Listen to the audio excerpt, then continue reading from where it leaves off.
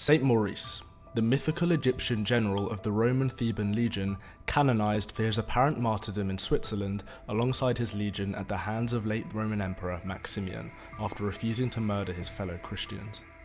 One of the most widely venerated saints of the martyred group, and at one point patron saint of knights and of the German Holy Roman Empire.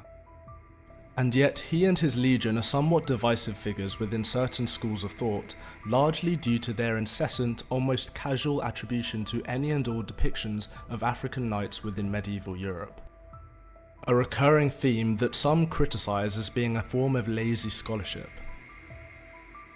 Take this supposed painting of Saint Maurice and the Theban Legion, housed in the New York Metropolitan Museum by an anonymous southern German painter circa 1515 to 1520, taken in conjunction with an article on houseofnames.com describing the origins of the ancient Italian Negri family, which reads as follows.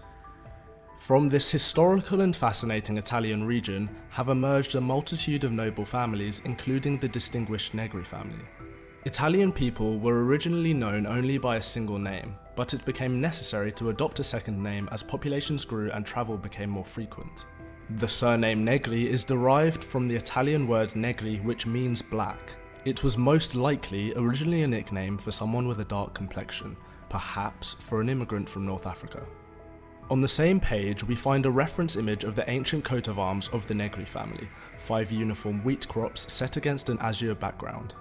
With that in mind, we might return to the Met Museum painting of Saint Maurice and the Theban Legion and notice upon closer inspection that the banner adorned by the central figure of the painting, presumably Saint Maurice, bears striking resemblance to the coat of arms of the Negri family, left by the anonymous artist, partially but purposefully exposed, enough to appreciate and recognise the uniform wheat crops set against the blue background. Is it then appropriate to presume that this is in fact not a painting of Saint Maurice and the Theban Legion, but of the Negri family themselves, a family already associated with blackness of skin complexion? A family whose distinctive heraldry might have been noticed within the artwork if the curators that had stamped the label of Saint Maurice and the Theban Legion onto the painting had attempted to scrutinise the artistic details beyond the swarthy complexions of the people adorned there. Potentially real and tangible human beings stripped of their identities and reduced to a post-colonial myth of black presence beyond the outdated fallacy of sub-Saharan Africa.